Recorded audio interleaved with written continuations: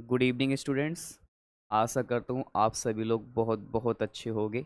आपका हमारा YouTube channel learning with A two पर हार्दिक अभिनंदन, हार्दिक स्वागत, दिल इस्तकबाल दिल से।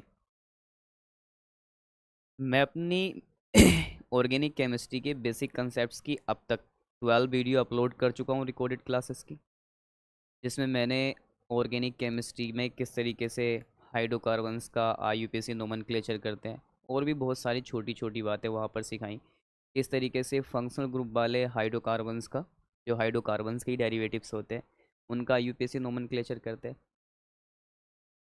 और भी हमने बहुत कुछ अब तक सीखा है। ठीक है, तो इसी तरीके से हमारे साथ बने रहिए ऑर्गेनिक केमिस्ट्री के कंसेप्ट सीखने के लिए। आपको बाय गॉड ग्रेस कोई प्रॉब्लम नहीं होने वाली है। स्टार्ट करने से पहले एक छोटी सी और ज़रूरी बात, अगर आपको हमारा ये वीडियो लेक्चर पसंद आ रहे हैं तो आप हमारे इस YouTube channel learning with A2 को सब्सक्राइब कर लें, बेल आइकन को प्रेस कर दें ताकि आपको हमारे आने वाले अपकमिंग वीडियो का अपडेट मिलता रहे। और अपने फ्रेंड्स के साथ, कलीग्स के साथ शेयर कर दें ताकि वो भी इसका बेनिफिट्स उठा सकें। अगर किसी को नीड है तो उसको मिल जाए तो बहुत बहुत बेहतर है। अपना वो सपना पूरा कर सकता है। तो आइए शुरू करते हैं।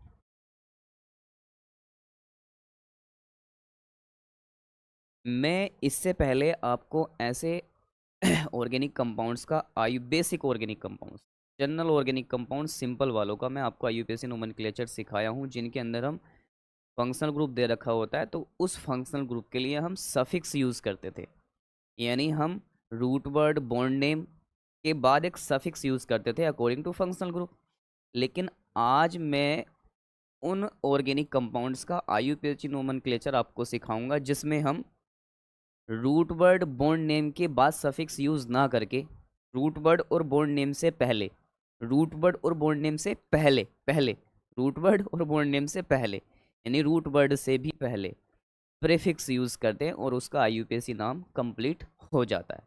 यानी ऐसे फंक्शनल ग्रुप के बारे में आपको सिखाने वाला हूँ मैं आज, जिनके बारे में हम क्या करते हैं, सफिक्स ऑफ फंक्शनल ग्रुप ना यूज़ करके उनका prefix of functional group use करते हैं। और आपको पता है प्रेफिक्स वो ग्रुप ऑफ लेटर्स होते हैं जो किसी वर्ड से पहले यूज़ किए जाते हैं। आइए स्टार्ट करते हैं। ऐसे कौन कौन से फंक्शनल ग्रुप हैं जिनके लिए हम प्रेफिक्स यूज़ करते हैं। तो फर्स्ट ऑफ ऑल मैं आपको बता देता हूँ ऐसे फंक्शनल ग्रुप कौन कौन से हैं। तो बेटा देखो, ऐसे फंक्शनल ग्रुप हैं, एक है हमारा नाइट्रो, जो ये होता है NO2। दूसरे हैं हमारे हेलोजन फैमिली से बिलोंग्स जो करते हैं। जैसे हेलोजन फैमिली से कौन कौन सा है, fluorine F, chlorine Cl, bromine Br और आयोडीन I। यानी ये वो फंक्शनल ग्रुप्स हैं जिनका हम आईयूपीएसी नोमेनक्लेचर करते समय सफिक्स यूज़ नहीं करते, बल्कि prefix of functional group use करते हैं। और ये बात मैं आपको पहले ही बता चुका हूँ कि ये जितने भी हैं ये सारे के सारे क्या हैं, ये हेलोजन्स हैं।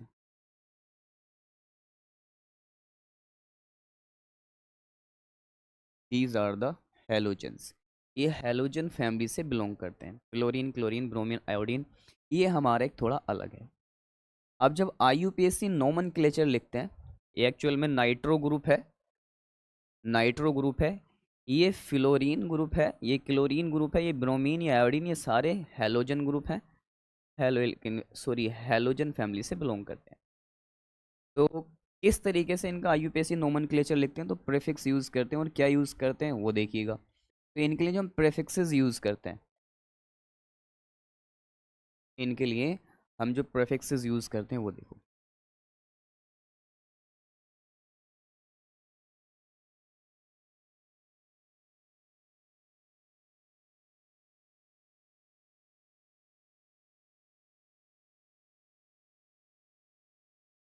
क्या क्या प्रेफिक्सेस यूज़ करते हैं। NO2 के लिए यूज़ करते हैं नाइट्रो।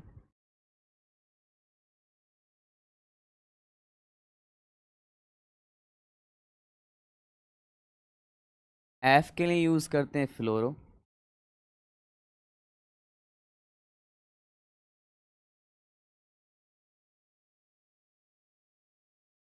क्लोरीन Cl के लिए यूज़ करते हैं क्लोरो।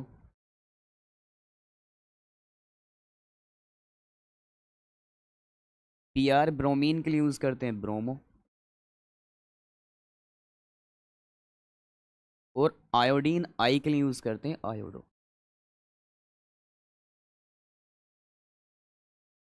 ठीक। नाइट्रो यूज़ करते हैं NO2 के लिए। फ्लोरो यूज़ करते हैं फ्लोरीन के लिए। क्लोरो यूज़ करते हैं क्लोरीन के लिए। ब्रोमो यूज़ करते हैं ब्रोमीन के लिए। और आयोडो यूज़ करते हैं आयोडीन के लिए। आईयूपीएसी जब नोमेनक्लेचर करते हैं, जब आईयूपीएसी नोमेनक्लेचर हम करते हैं, तो अगर NO2 ग्रुप आ गया तो उसके लिए प्रीफिक्स यूज़ करना है नाइट्रो। फ्लोरीन आ गया तो उसके लिए यूज़ करना है फ्लूओरो। क्लोरीन आ गया तो उसके लिए यूज़ करना है क्लोरो। ब्रोमीन आ गया तो उसके लिए यूज़ करना है ब्रोमो। और आयोडीन आ गया तो उसके लिए यूज़ करना है आयोडो। ओके। आइए देखिए कैसे।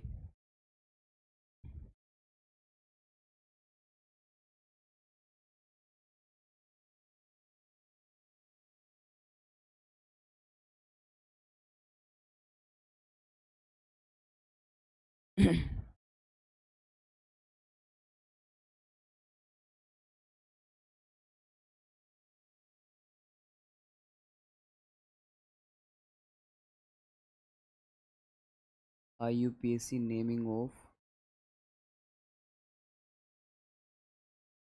ऑर्गेनिक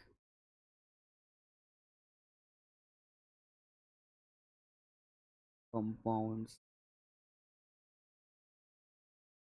हैविंग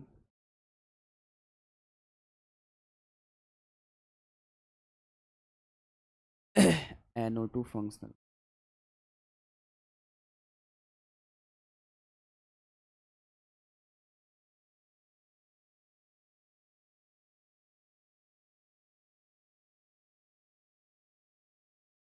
यानी ऐसे ऑर्गेनिक कंपाउंड्स जिनके अंदर NO2 फंक्शनल ग्रुप होता है, मैं उनकी आईयूपीएसी नोमेनक्लेचर सीखनी पहले तो। ठीक।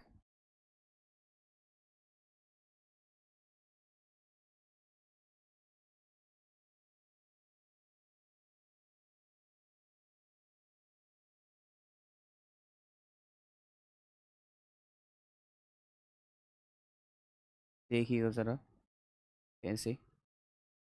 मैंने बताया आपको करना क्या है। आपको सबसे पहले जो आप यूज़ करते थे आईयूपीएसी नाम लिखते समय, क्या क्या यूज़ करते थे आप? सर हम यूज़ करते थे रूट वर्ड, तो आपको सबसे पहले रूट वर्ड यूज़ करना है।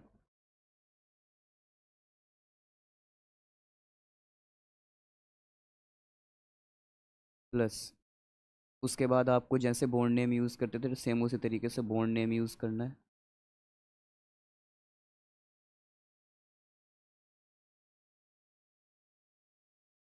ठीक। इससे पहले आप जैसे यूज़ करते थे सफिक्स और फंक्शनल ग्रुप इधर, लेकिन अब ये नाइट्रो ग्रुप होगा। अगर आपको नाइट्रो ग्रुप दिखाई दे भाई, तो आप नाइट्रो के लिए प्रेफिक्स यूज़ करेंगे। और प्रेफिक्स क्या होते हैं? जो वर्ड के पहले यूज़ किए जाते हैं। ऐसे लेटर्स ऑफ ग्रुप होते हैं, ग्रुप ऑफ लेटर्स होते हैं जो वर्ड से पहले यूज़ होते हैं। तो आपको क्या यूज़ करना है इसके लिए? नाइट्रो। यानी आपको यूज़ करना है प्रेफिक्स ऑफ फंक्शनल ग्रुप।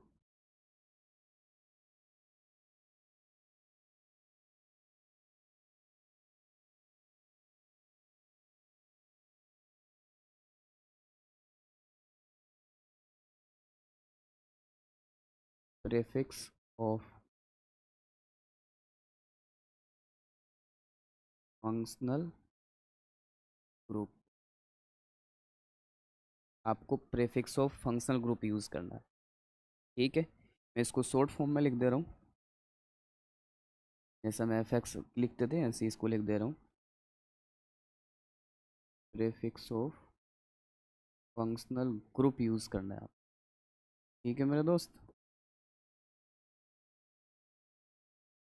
करना कैसे वो मैं बताऊंगा अभी कैसे करना है। ऐसे करना है बेटा, देखो इसकी तो टेंशन नहीं लेनी है करना कैसे। जब हम हैं तो इसकी टेंशन नहीं लेनी है कि करना कैसे। ठीक। करना ऐसे देखो, आइए समझने की कोशिश करते हैं एग्जाम्पल से। सर एग्जाम्पल ये दे रखा है CH3 single bond NO2। Sir ये एग्जाम्पल दिया गया है। कार्बन कितने, मुझे पता है एक कार्बन यूज़ किया है मैंने, कार्बन है मेरा एक। और एक कार्बन के लिए मुझे पता है रूट वर्ड के यूज़ करते हैं, आपने बताया सर मैथ यूज़ करते हैं। ठीक है सर, सिंगल बॉन्ड ही तो दे रखा है कार्बन नाइट्रोजन के बीच, हाँ डबल बॉन्ड की तो बात ही नहीं है। तो बॉन्ड नेम एन यूज़ करेंगे सर, बॉन्ड नेम भी यूज़ कर दिया। इससे पहले हम क्या यूज़ करेंगे, प्रेफिक्स यूज़ करेंगे फंक्शनल ग्रुप का। तो इससे पहले अगर मैं प्रेफिक्स यूज़ करूँगा तो NO2 के लिए क्या प्रेफिक्स यूज़ करता हूँ मैं, मैंने बताया NO2 के लिए जो प्रेफिक्स यूज़ होता है वो नाइट्रो होता है। क्या यूज़ होता है, नाइट्रो। यानी जब NO2 आ जाए तो बेटा प्रेफिक्स यूज़ कर देना है आपको नाइट्रो। क्या यूज़ करना है, नाइट्रो। ये नाइट्रो प्रेफिक्स यूज़ करना है बस, तो कर दो। इससे पहले हम क्या लगा देंगे, नाइट्रो।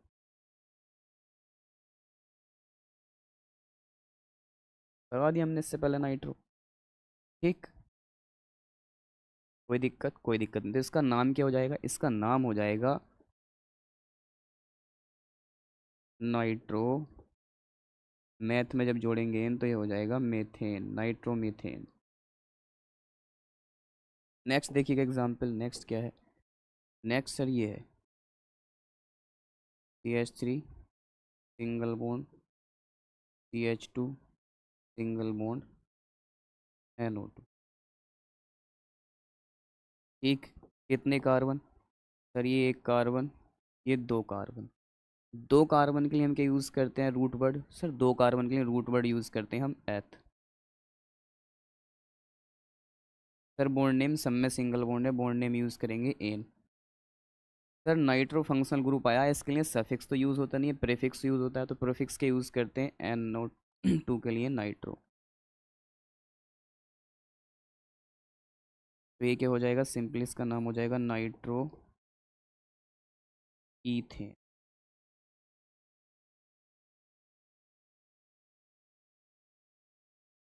ठीक, आई होप आपको समझ में आया होगा कि मैं यहाँ पे किस तरीके से आपको ये समझाने की कोशिश कर रहा हूँ। नेक्स्ट देखिए, आपको और अभी समझ में आएगा नेक्स्ट एग्जाम्पल से। What is next example is, sir ये दे रखा है CH3 single bond CH2 single bond CH2 single bond NO2। ठीक, ये मेरा पहला कार्बन, ये दूसरा कार्बन, ये तीसरा कार्बन। सर तीन कार्बन दे रखे हैं सर। तीन कार्बन के लिए जो रूट वर्ड यूज़ करता हूँ मैं, वो यूज़ करता हूँ प्रोप। हाँ सर ठीक है, प्रोप ही यूज़ करेंगे। बॉन्ड नेम सर, सब में सिंगल बॉन्ड है कार्बन नाइट्रोजन के बीच, कार्बन कार्बन के बीच, तो बॉन्ड नेम एन यूज़ कर देंगे। बाकी हम नाइट्रो ग्रुप होता है उसके लिए सफिक्स तो यूज़ करते नहीं, प्रेफिक्स यूज़ करते हैं। वो क्या यूज़ करते हैं, नाइट्रो। तो आगे ऐड कर देंगे हम नाइट्रो। तो इसका फाइनल नेम क्या हो जाएगा, नाइट्रो प्रोपेन, नाइट्रो प्रोपेन। ठीक, नेक्स्ट देखिएगा, नेक्स्ट क्या है, नेक्स्ट है मेरा CH3 single bond CH2 single bond CH2 single bond CH2 single bond NO2। Sir carbon अगर काउंट किए जाएं तो कार्बन काउंट अगर मैं करूं तो सर ये पहला कार्बन, ये दूसरा, ये तीसरा, और ये fourth. We have four carbon now, for four carbon we use the root word but. Sir but use करेंगे root word. Sir bond name, sir bond name ane आएगा, सब में सिंगल बॉन्ड है एल्केन से। सर इससे पहले nitro group आया, nitro group के लिए सफिक्स यूज़ करते नहीं, प्रेफिक्स यूज़ करते हैं। वो क्या यूज़ करते हैं, प्रेफिक्स नाइट्रो। तो आगे ऐड कर देंगे हम नाइट्रो। तो नाम हो जाएगा इसका nitro butane, nitro. This is the name of this. मैं आशा करता हूँ आपको समझ में आया होगा कि किस तरीके से हम इसका IUPAC नोमेनक्लेचर करते हैं। आइए ज़रा थोड़ा और समझने की कोशिश करते हैं।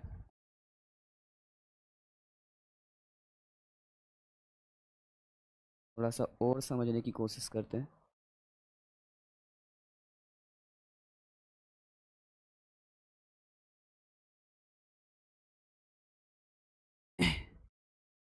सर ये मेरे नाइट्रो ग्रुप वाले थे, जिनके अंदर NO2 फंक्शनल ग्रुप था।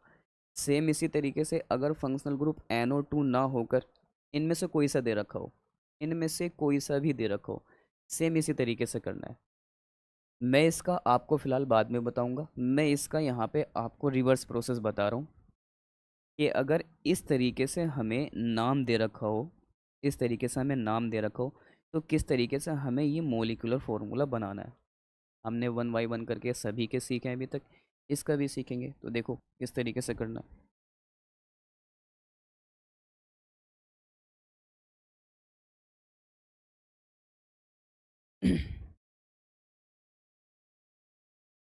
मुझे ये लिखा हुआ है सर,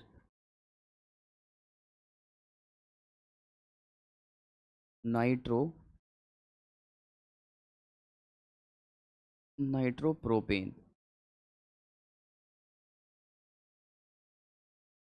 सर नाइट्रोप्रोपेन मुझे लिख कर दिया गया है और पूछा गया है कि इसका मोलिकुलर फॉर्मूला बताना है। तो मुझे पता है सर, ये जो नाइट्रो है ना, ये सर ये प्रेफिक्स ऑफ फंक्शनल ग्रुप है, prefix of functional group, PFG। ये फंक्शनल ग्रुप का प्रेफिक्स यूज है। और किसके लिए यूज़ होता है नाइट्रो? सर मुझे ये भी पता है, जो नाइट्रो यूज़ होता है ना, वो NO2 के लिए यूज़ होता है। ठीक है, मतलब इसके अंदर कहीं आ जाओ, ये आया होगा NO2, तब नाइट्रो लगाया है, और NO2 के लिए प्रेफिक्स यूज़ करते हैं। बात करूँ अगर मैं प्रोप की, तो सर ये रूट वर्ड है जो 3 कार्बन के लिए यूज़ होता है। एन की बात करूँ तो सर ये बॉन्ड नेम है जो एल्केन फैमिली के लिए होता है, उसमें से एक हाइड्रोजन हटाकर ये लगाया गया होगा। एल्काइल ग्रुप भी बोल सकते हो आप। ठीक। अब यहाँ पे किस तरीके से हमें फॉर्मूला डिज़ाइन करना है उसके बारे में सोचो ज़रा, देखो कैसे। प्रोप आया मतलब कार्बन 3 होंगे। ठीक है सर, 3 कार्बन होंगे। बॉन्ड नेम एन आया है तो NO2 ग्रुप लगाया गया होगा, तो एक हाइड्रोजन लगा हटाकर ही लगाया गया होगा, ओबियस सी बात है। तो एल्केन में से एक हाइड्रोजन लगाने पर एल्काइल ग्रुप बनता है, तो मतलब एल्काइल ग्रुप के साथ ही अटैच हुआ होगा, क्योंकि बॉन्ड नेम एन आया है, मैं इसलिए कह रहा हूँ एल्काइल ग्रुप होगा। इन होता तो एल्किनाइल होता, और आइन होता तो एल्काइनाइल होता। ठीक है, ये ध्यान रखना है।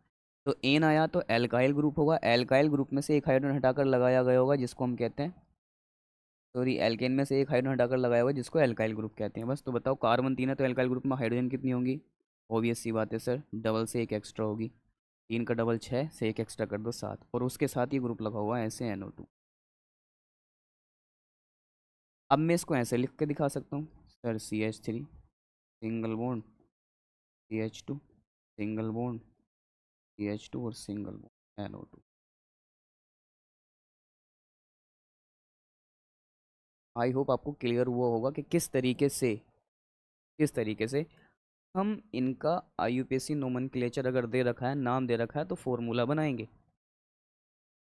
ठीक। आइए नेक्स्ट एग्जाम्पल पर चलते हैं, वहाँ और अच्छे से समझने की कोशिश करते हैं। सर ये लिखा हुआ है,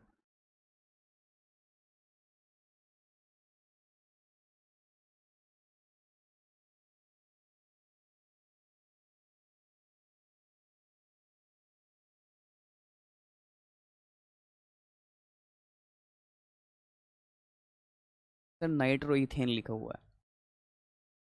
हाँ बेटा, इसका मोलिकुलर फॉर्मूला पूछा गया है। तो नाइट्रो मुझे पता है, ये प्रेफिक्स ऑफ फंक्शनल ग्रुप है सर।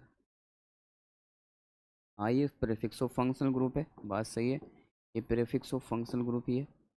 और सर ये NO2 के लिए यूज़ होता है, इस वाले के लिए, बात ये भी सही है। NO2 के लिए हमेशा हम सफिक्स यूज़ नहीं करते, NO2 के लिए प्रेफिक्स यूज़ करते हैं, नाइट्रो। सर ये एथ दे रखा है, ये रूट वर्ड है, और ये एन दे रखा है, ये बॉन्ड नेम है। सर NO2 ग्रुप क्या लगाया गया होगा? एथ मतलब एन, अगर बॉन्ड नेम आया है तो एल के एन में से एक हाइड्रोजन हटाने को एल्काइल ग्रुप कहते हैं, एल्काइल ग्रुप में लगाया गया होगा। बात सही है सर। तो ये बताओ, एथ रूट वर्ड कितने कार्बन के लिए आता है? सर 2 कार्बन के लिए आता है, तो 2 कार्बन का एल्काइल ग्रुप क्या होगा? सर ये होगा C2H5, और सिंगल बॉन्ड उसके साथ हमने क्या लगा दिया होगा? NO2। आई होप ये आपको समझ में आया होगा कि किस तरीके से मैंने किया। एथ दे रखा है मतलब 2 कार्बन, एन दे रखा है मतलब एल्केन होगा, एथेन होगा। एथेन सिंपल क्या होता है? C2H6 होता है एथेन। NO2 अगर उसमें लगाया गया होगा तो एथेन यानी C2H6 में से एक हाइड्रोजन हटा के ये लगाया गया होगा, एक हाइड्रोजन हटाने पर क्या बनता है? एथाइल ग्रुप बनता है, बस एथाइल ग्रुप में NO2 लगा दिया गया होगा। इसका नाम हो गया नाइट्रोएथेन, C2H5NO2। इसको हम ऐसे भी लिखकर दिखा सकते हैं sir, CH3 single bond CH2 single.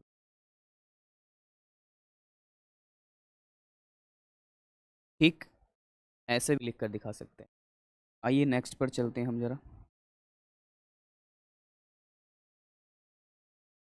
Sir ये लिखा हुआ है नाइट्रो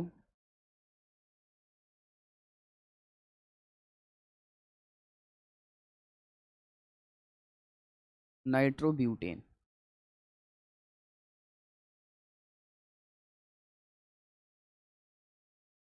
सर नाइट्रो जो है ना, ये फंक्शनल ग्रुप है। तो फंक्शनल ग्रुप का प्रेफिक्स है, यानी प्रेफिक्स ऑफ फंक्शनल ग्रुप है, जो इसके लिए यूज़ होता है, मुझे ये मालूम है सर। सर ब्यूट मेरा रूट वर्ड है और एन मेरा बॉन्ड नेम है सर। ब्यूटेन की बात हुई है तो सर ब्यूटेन में से एक हाइड्रोजन हटाकर ही नाइट्रो ग्रुप ऐड किया गया होगा, और ब्यूटेन में से एक हाइड्रोजन हटाने पर क्या बनेगा, ब्यूटाइल ग्रुप C4H9। तो कार्बन अगर मेरे 4 हैं तो हाइड्रोजन कितनी होंगी, 9। वैसे तो 10 होनी चाहिए थी ब्यूटेन में, लेकिन एक हटा दी, उसकी जगह क्या लगा दिया, नाइट्रो ग्रुप NO2। इसको ऐसे भी लिख कर दिखा सकते हैं sir, CH3 single bond CH2 single bond CH2 single bond CH2 और सिंगल बॉन्ड NO2। ठीक, आइए जरा नेक्स्ट पर मूव करते हैं। नेक्स्ट क्या है, नेक्स्ट वन इज, एक और समझ लो इसका। सर ये लिखा हुआ है, ये लिखा हुआ है सर, सर नाइट्रोमीथेन लिखा हुआ है। मुझे पता है सर, जो नाइट्रो है ना, ये प्रेफिक्स ऑफ फंक्शनल ग्रुप है। जो मैथ है ना, ये रूट वर्ड है, और ये जो एन है ये बॉन्ड नेम है। हाँ सर बात सही है, आप बिल्कुल सही कह रहे हैं, यही है। नाइट्रो मुझे पता है prefix of functional group NO2 के लिए यूज़ होता है। सर मैथ है मतलब कार्बन एक होगा, और मैथेन तो आपको पता है CH4 होता है, उसमें से एक हाइड्रोजन हटाने पर ये नाइट्रो लगाया गया, मतलब मेथाइल ग्रुप में लगाया होगा, क्योंकि CH4 में से एक हाइड्रोजन हटाने पर CH3 मिलता है, उसी को मेथाइल ग्रुप कहते हैं। तो सर ये होगा CH3 और उसमें लगा दिया गया होगा NO2। सर इसका नाम क्या होता है, नाइट्रोमीथेन। ठीक, तो इस तरीके से हम जो है IUPAC नोमेनक्लेचर अगर दे रखा है तो मोलिकुलर फार्मूला बना सकते हैं। आई होप ये आपको समझ में आया होगा, और अगर नहीं भी समझ में आया है तो अभी टेंशन लेने की कोई दिक्कत नहीं है, कोई ज़रूरत नहीं है। मैं हूँ, बहुत अच्छे से क्लियर करूँगा आपका डाउट। आइए हम नेक्स्ट पर मूव करते हैं। नेक्स्ट क्या है हमारा, नेक्स्ट हम देखते हैं हेलोजन फैमिली का। तो हेलोजन फैमिली के लिए हम चारों को एक साथ पढ़ेंगे, एक साथ पढ़ेंगे चारों को। ठीक है, तो IUPAC nomenclature of halogen functional groups.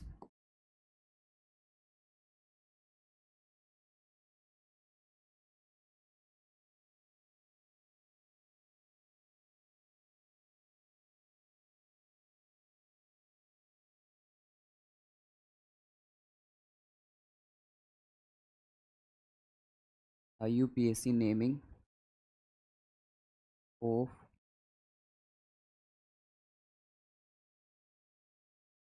Organic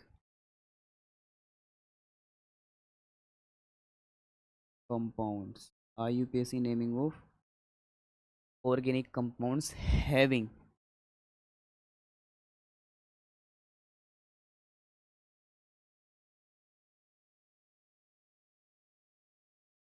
x, having x group. X group का मतलब है क्लोरीन, क्लोरीन, ब्रोमीन और आयोडीन। ठीक, और ये बात मैं आपको ऑलरेडी बता चुका हूँ, ऑलरेडी मैं ये बात आपको बता चुका हूँ, ऑलरेडी बता चुका हूँ मैं आपको ये बात। ठीक, क्या कि जो फ्लोरीन दे रखा है एफ, फ्लोरीन, इसके लिए जो प्रेफिक्स यूज़ करते हैं वो फ्लोरो यूज़ करते हैं, फ्लोरो यूज़ करते हैं। क्लोरीन के लिए क्लोरो यूज़ करते हैं। ब्रोमीन के लिए ब्रोमो यूज़ करते हैं। और आयोडीन के लिए आयोडो यूज़ करते हैं। ठीक, क्या यूज़ करते हैं? प्रीफिक्स ऑफ फंक्शनल ग्रुप हैं सारे, प्रीफिक्स ऑफ फंक्शनल ग्रुप जो हम यूज़ करते हैं। प्रीफिक्स ऑफ फंक्शन ऑलरेडी मैं आपको ये बता चुका हूँ। देखिए ज़रा एग्जाम्पल से समझने की कोशिश करते हैं कैसे। सर ये लिखा हुआ है, क्या लिखा हुआ है? ये लिखा हुआ है CH3 सिंगल बॉन्ड Cl। ये लिखा हुआ है CH3 सिंगल बॉन्ड Br। और यहाँ लिखा हुआ है CH3 सिंगल बॉन्ड I। और ये सबसे लास्ट में लिख रहा हूँ मैं CH3 single bond F।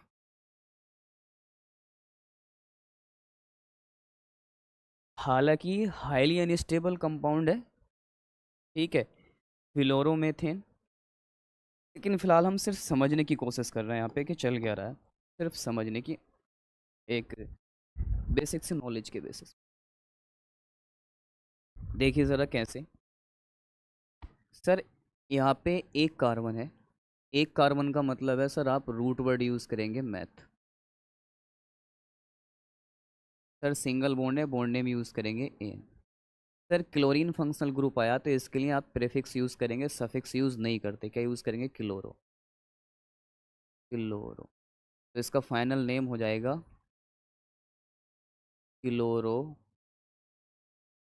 Methane, chloromethane.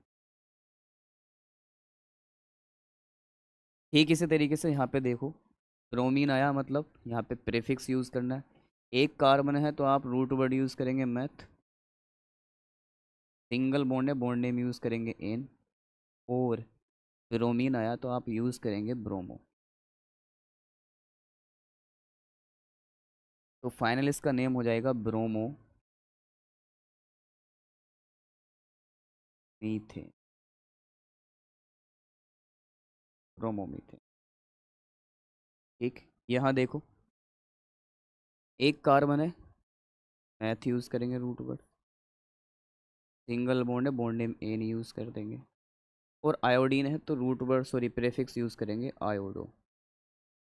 तो इसका नाम हो जाएगा iodo, आयोडोमीथेन।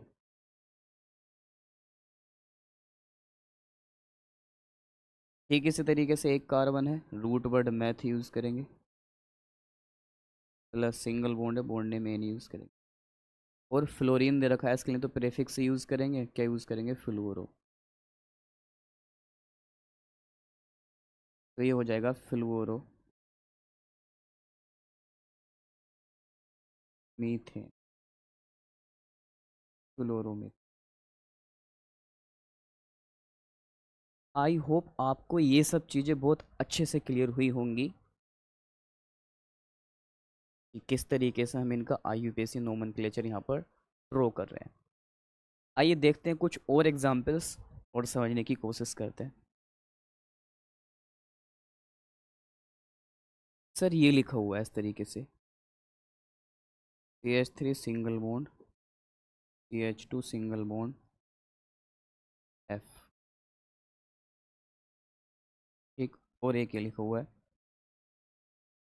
CH3 single bond CH2 single bond Cl। देखो कैसे लिखेंगे, कार्बन काउंट कर लो, ये पहला कार्बन, ये दूसरा कार्बन। दो कार्बन के लिए रूट वर्ड यूज़ करेंगे एथ। सर सब में सिंगल बॉन्ड है, बॉन्ड नेम यूज़ करेंगे एन। प्लस मुझे पता है सर ये फ्लोरीन दे रखा है, इसके लिए तो प्रेफिक्स यूज़ करना होता है फ्लोरो। ये हो जाएगा फाइनली, अगर हम इसको नाम लिखेंगे तो हो जाएगा फ्लोरोएथेन। मैंने बताया है कि यहाँ पर जो है ना, यहाँ यहाँ पर डैश यूज, तो ये हो जाएगा फ्लोरो इथेन, फ्लोरो इथेन। यहाँ देखिएगा, ये एक कार्बन, ये दो कार्बन, दो कार्बन के लिए रूट वर्ड यूज़ करेंगे H, plus bond name use करेंगे एन, सब में सिंगल बॉन्ड है देखो। और सी एल क्लोरीन के यूज़ करेंगे हम क्लोरो। फाइनली इसका नाम हो जाएगा क्लोरो, क्लोरोइथ। ठीक, आइए हम नेक्स्ट चलते हैं और समझने की कोशिश करते हैं। फिर ये लिख रखा है CH3 single bond CH2 single bond CH2 single bond Br। और एक ये लिखा हुआ है CH3 single bond H2 single bond. इसका नाम लिखना है, कैसे लिखेंगे देखिएगा। इसका नाम हम ऐसे लिखेंगे सर, ये एक कार्बन, ये दो कार्बन, ये तीन कार्बन। तीन कार्बन के लिए रूट वर्ड यूज़ करते हैं प्रोप, बेटा हम भी यूज़ करेंगे प्रोप। सब में सिंगल बॉन्ड है, बॉन्ड नेम यूज़ करेंगे एन, हमने भी यूज़ कर दिया एन। उसके बाद ये ब्रोमीन आया है ब्रोम, तो हम क्या यूज़ करेंगे इसके लिए, प्रेफिक्स यूज़ करते हैं क्या, ब्रोमो। तो इसका नाम हो जाएगा ब्रोमो, ब्रोमो प्रोपेन, ब्रोमो। आइए इसकी बात करते हैं। तो सर इसमें एक दो तीन कार्बन है, तीन कार्बन के लिए हम जो रूट वर्ड यूज़ करेंगे वो यूज़ करेंगे प्रोप। सब में सिंगल बॉन्ड है, बॉन्ड नेम यूज़ करेंगे एन। ठीक, सर बात करूँ तो एक क्लोरीन फंक्शनल ग्रुप आया, इसके लिए हम यूज़ करेंगे क्लोरो।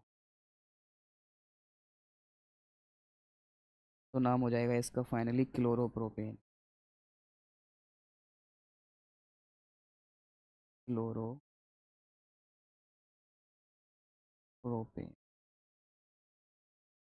क्लोरोप्रोपेन। आई होप ये चीज़ आपको समझ में आ रही होंगी कि किस तरीके से मैंने ये सारा स्टेप आपको माइंड में चलाने की कोशिश की है। कुछ नहीं करना है, सिर्फ कार्बन को काउंट करना है जैसे करते आए थे, रूट वर्ड बोर्ड नेम सिम वैसे ही ऐड करना है। उसके बाद अगर कहीं क्लोरीन ब्रोमीन आयोडीन या फ्लोरीन मिले या नाइट्रो ग्रुप मिले तो उससे के लिए क्या करना है हमें, जस्ट उसका प्रेफिक्स यूज़ करना है, क्लोरो क्लोरो ब्रोमो आयोडो। और ये मैंने आपको यहाँ पे करके बताया भी है। अब अगर सोचो तुम्हें इसका रिवर्स दे रखा हो, यानी तुम्हें ये नाम लिख कर दे रखा हो और पूछ ले बताओ मोलिकुलर फॉर्मूला क्या होगा, बहुत आसान है। कैसे, देखो सर मुझे ये लिख कर दिया गया है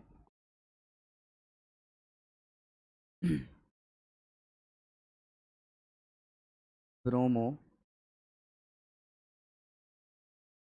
ब्रोमो ब्यूटेन लिख कर दिया गया है सर।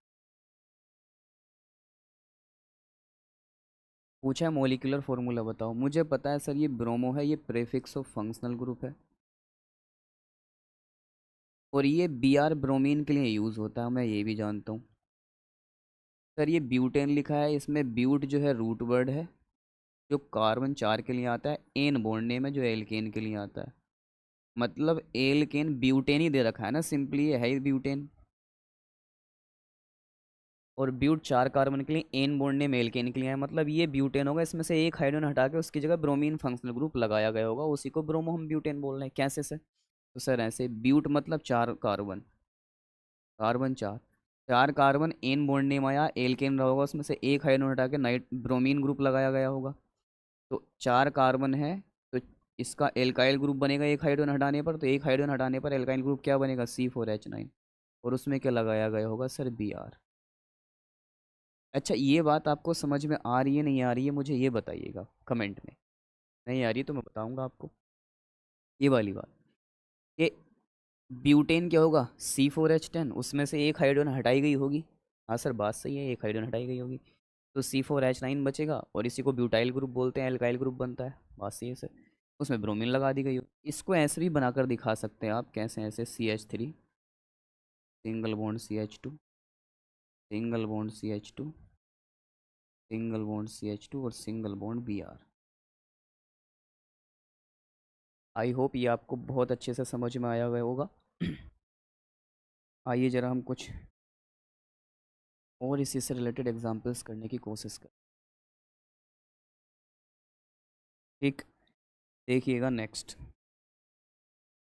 नेक्स्ट क्या है सर? नेक्स्ट ये लिख कर दिया है,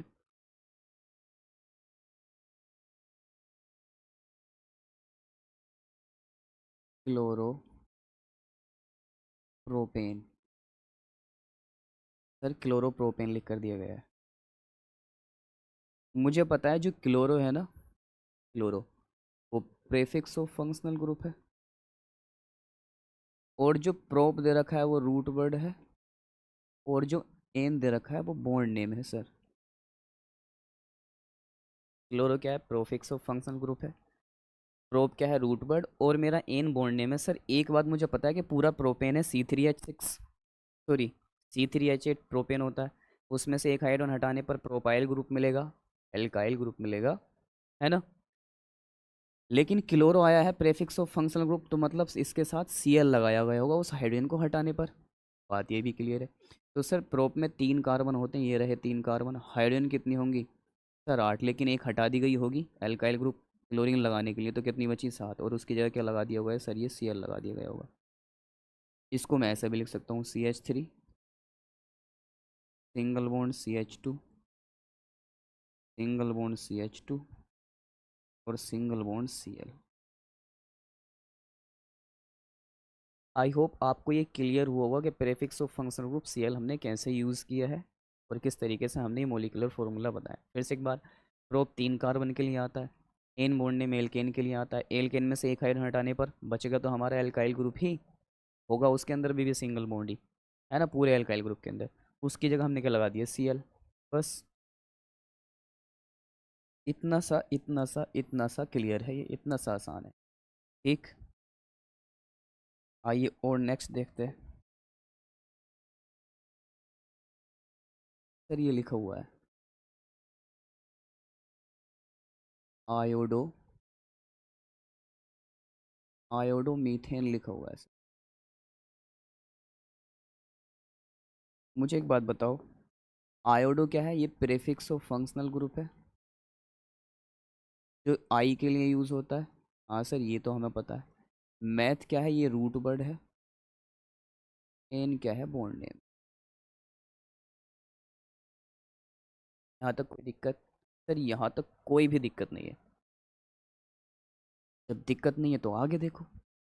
मैथ में एक कार्बन होता है, मैथेन की बात करें CH4 होता है, तो CH4 में से एक हाइड्रोजन हटाकर उसकी जगह आई लगा दिया गया होगा। मतलब CH3 बचेगा एक हाइड्रोजन हटाने पर CH4 में से, उसकी जगह लगा दिया गया होगा आई। सर ये है आयोडो मीथेन। ठीक, आई होप आपको ये भी क्लियर हुआ होगा कि किस तरीके से मैंने ये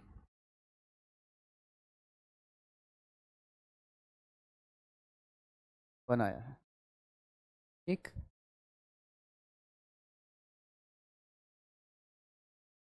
आइए हम जरा नेक्स्ट पर मूव करते हैं। सर ये लिखा हुआ है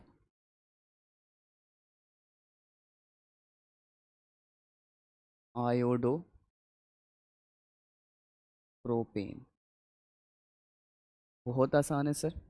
कैसे? सर आसान तो ये ऐसे है कि ये आयोडो लिखा हुआ है, यानी ये प्रोफिक्स ऑफ फंक्शनल ग्रुप है। और सर ये प्रोप लिखा हुआ है जो कि रूट वर्ड कहलाता है, और ये बॉन्ड नेम है। मतलब प्रोपेन है सर, प्रोपेन में से एक हाइड्रोजन हटाने पर एल्काइल ग्रुप प्रोपाइल मिलेगा, और उसमें क्या लगाया गया होगा? हमारा ये आयोडो, जो prefix of function group I के लिए यूज़ होता है, ये लगाया गया होगा। कैसे सर? सर 3 कार्बन होगा C3, H कितना होगा सर? H7 होगा, और उसमें क्या ऐड किया गया होगा सर? आई ऐड किया गया होगा। इसको ऐसे भी लिख कर दिखा सकते हैं, CH3 single bond CH2, single bond CH2 और single bond I. That's it. I hope ये आपको क्लियर हुआ होगा किस तरीके से ये मैंने लिखा है। ठीक, और प्रैक्टिस करने की कोशिश करते हैं ताकि आपके कंसेप्ट में और कंसेप्चुअल क्लैरिटी हो। देखिए ज़रा सर, ये लिखा हुआ है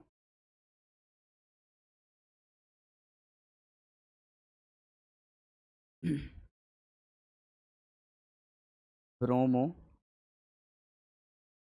ईथेन।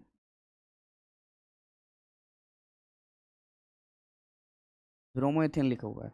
मुझे मालूम है कि मैं जो ब्रोमो यूज़ करता हूँ वो prefix of functional group use करता हूँ। और किसके लिए यूज़ करता हूँ सर? ब्रोमीन के लिए यूज़ करता हूँ। सर एथ तो रूट वर्ड है, हाँ एथ रूट वर्ड है। और एन बॉन्ड नेम है। एन क्या है? बॉन्ड नेम है। सर एथ आता है 2 कार्बन के लिए, और एथेन दे रखा है, ये तो हमने पढ़ा है सर। C2H6 होता है, सॉरी, हाँ C2H6 होता है एथेन। उसमें से एक हाइड्रोजन हटाकर एथाइल मिलेगा, यानी C2H5, उसमें Br लगा दिया गया होगा। यानी सर C2H5 में क्या लगा दिया गया होगा? Br।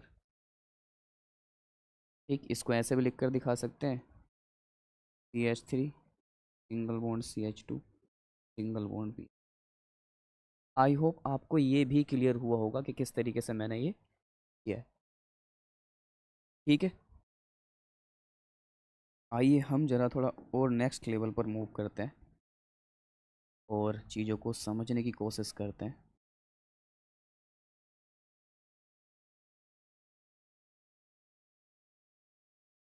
ठीक, सर मुझे ये दे रखा है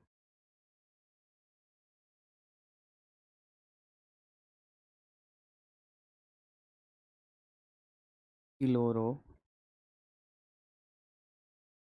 एथेन। सर क्लोरो जो है ना, chloro prefix of functional group है, जो किसके लिए यूज़ होते करते हैं सर? हम इसके लिए यूज़ करते हैं। ठीक, सर एथ रूट वर्ड है और एन बॉन्ड नेम है, और ये आप जानते हैं एथेन दे रखा है, यानी C2H6। उसमें से एक हाइड्रोजन हटाकर उसकी जगह क्या लगाया हुआ? क्लोरीन लगाया गया हो, तो C2H6 दे रखा है, उसमें से एक हाइड्रोजन C2H5 बचेगा। क्या बचेगा? C2H। और उसकी जगह क्या लगाया गया होगा सर? ये क्लोरीन। ठीक, तो इसका नाम तो ये दे रखा क्लोरोथेन, ये हमने मोलिकुलर फॉर्मूला बता दिया। इसको हम कुछ ऐसे भी लिख सकते हैं, CH3 single bond CH2 single bond. आई होप आपको ये भी क्लियर होगा कि किस तरीके से मैंने इसको यहाँ पे। आइए हम जरा नेक्स्ट पर मूव करते हैं। नेक्स्ट क्या है सर? ये दे रखा है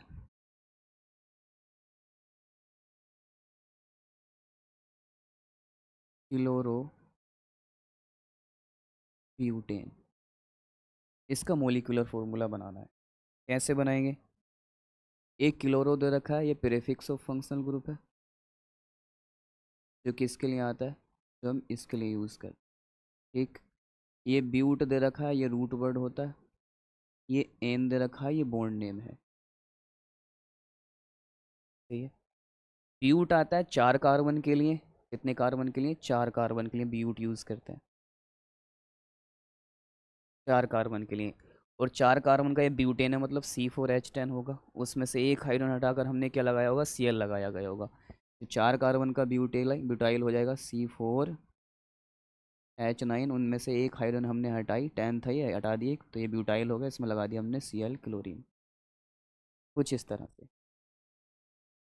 इसको मैं ऐसे भी लिख कर दिखा सकता हूँ सर, ये है CH3 single bond CH2 single bond CH2 और single bond CH2 single bond Cl। भाई एक बात ध्यान रखना, ये क्लोरीन जो है इसको कार्बन मत समझ लेना। It's not a carbon, it is a letter of Cl chlorine functional group. ये क्लोरीन फंक्शनल ग्रुप का एक लेटर है, क्योंकि क्लोरीन फंक्शनल ग्रुप का सिंबल जो होता है वो Cl होता है। ये कार्बन नहीं है, ध्यान रखना मेरे भाई, ये कार्बन नहीं है। It is not a carbon, it is a Cl, represent chlorine chloride. ठीक है, तो 1 2 3 4, तभी तो 4 कार्बन लिए हैं, ऐसा लगाने पर 5, ये पेंटेन हो जाता है, क्लोरोपेंटेन। ठीक है, ये ध्यान रखना है, अभी भूल जाओ। आगे देखो सर, ये लिखा हुआ है क्लोरो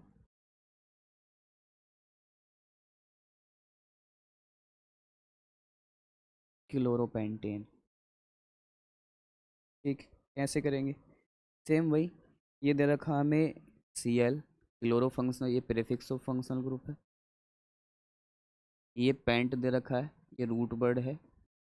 ये एन दे रखा है, ये बॉन्ड नेम है। Chloro prefix of functional group है, पेंट रूट वर्ड है, एन बॉन्ड नेम है। कुछ नहीं करना है, just very easy. Pent 5 carbon के लिए आता है, 5 कार्बन ले लो। 5 कार्बन का एल्काइल ग्रुप में ही ये जोड़ा गया, क्योंकि पेंटेनस में से एक हाइड्रोजन हटा के ही जोड़ा गया होगा। तो 5 कार्बन का एल्काइल ग्रुप C5H11, उसमें जोड़ा गया होगा Cl।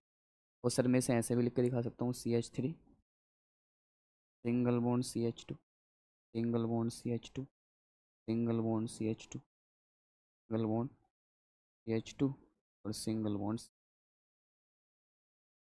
देखो 1 2 3 4 5 कार्बन ही तो है, बस इतना सोचना है आपको।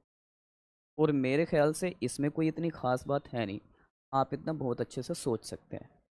अब मैं आपको सीरियल वाइज लिख कर नहीं दिखा रहा हूँ, ठीक है, टाइम को मद्देनज़र रखते हुए, क्योंकि मेरा टाइम बहुत जा रहा है इस तरीके से चीज़ें दिखाने में और कराने में। तो आई होप फिर भी आप खुद लिख कर ये सब चीज़ें यहाँ पर, अगर आप चाहें तो खुद भी लिख सकते हैं। ये सारी चीज़ें अगर आप चाहें तो खुद भी लिख सकते हैं। कैसे सर?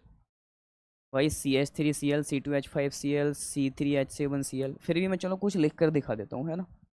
कुछ मैं लिख कर दिखा देता हूँ, कुछ दिखा देता हूँ, सारी नहीं, कुछ कुछ दिखा देता हूँ मैं। जैसे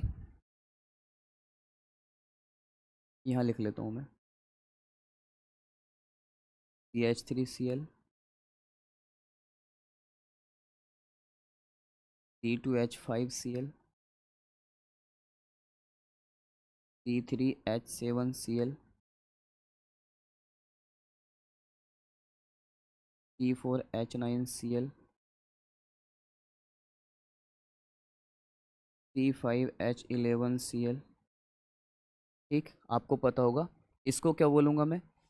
क्लोरोमीथेन। ये है क्लोरो क्लोरोमीथेन। ये क्या है? ये है क्लोरो क्लोरो इथेन। ये क्या है? ये है क्लोरोप्रोपेन। ये क्या है? ये है क्लोरोब्यूटेन। ये क्या है? ये है मेरा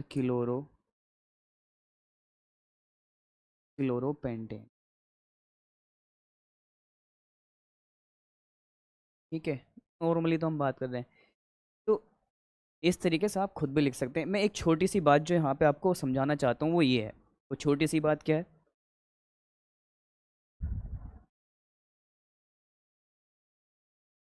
वो बेटा, वो छोटी सी बात ये है कि ये मेरा क्या है? ये मेरा मिथाइल ग्रुप है, और ये क्लोरीन क्लोराइड है। इसका नाम मिथाइल क्लोराइड बोल सकते हैं आप। ये मेरा एथाइल ग्रुप है, इसका नाम क्लोरीन क्लोराइड, आप इसको इथाइल क्लोराइड भी बोल सकते हैं। ये मेरा प्रोपाइल ग्रुप है, ये क्लोरीन है, ये प्रोपाइल क्लोराइड। ये ब्यूटाइल ग्रुप है, ये क्लोरीन है, यानी ब्यूटाइल क्लोराइड। और ये मेरा इसी तरीके से पेंटाइल ग्रुप है, ये क्लोरीन है, यानी ये पेंटाइल क्लोराइड। हालांकि मैं आगे आपको सिखाऊंगा, बताऊंगा किस तरीके से ये होते हैं। फिलहाल फिलहाल आपको सिर्फ एक छोटा सा रिव्यू, उस रिव्यू के ज़रिए मैंने चीज़ों को जस्ट क्लैरिफाई करने की कोशिश की है। ओके, आइए ज़रा इसी तरीके से हम देखते हैं।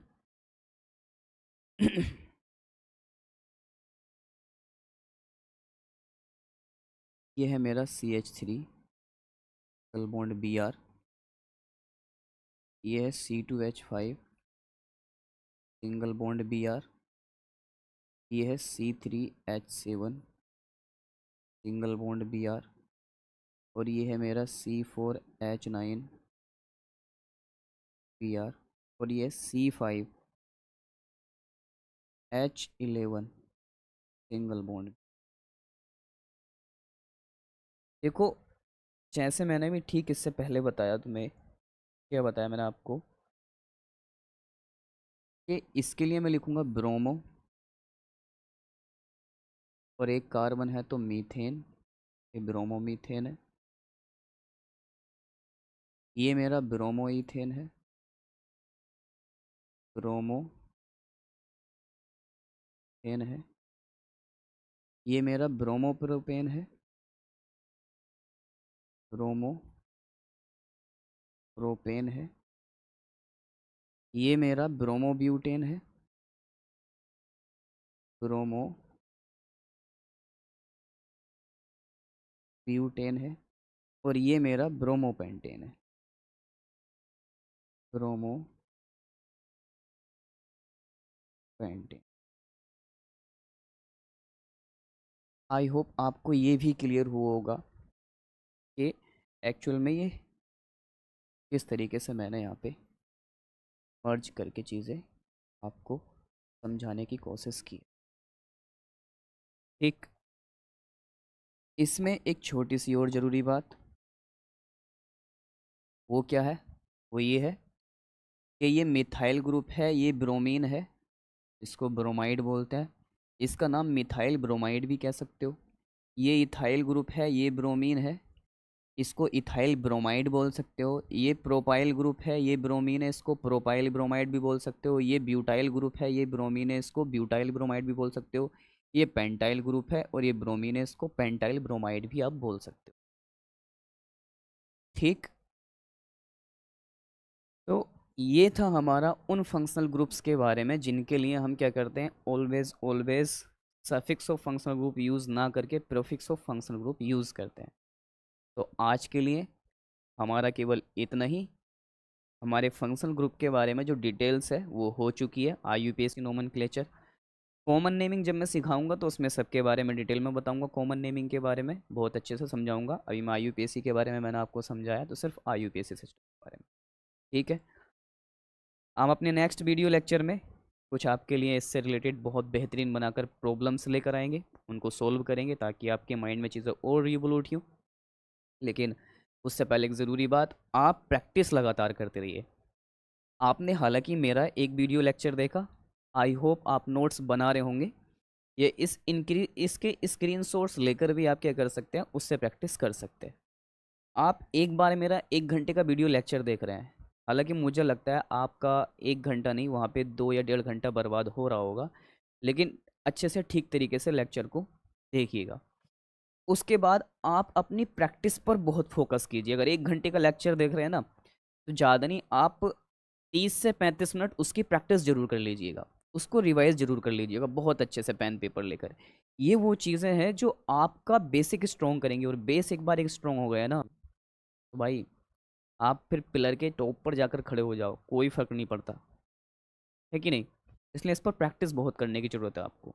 जितना ज़्यादा प्रैक्टिस करोगे इतना माइंड में चीज़ें रिवॉल्यूट करेंगी। हालांकि इतना डिफ़िकल्ट नहीं है, मैंने इस इजी वे में आपके माइंड तक ये फ्लो कराया है ताकि आपको डिफ़िकल्ट लगे ही नहीं।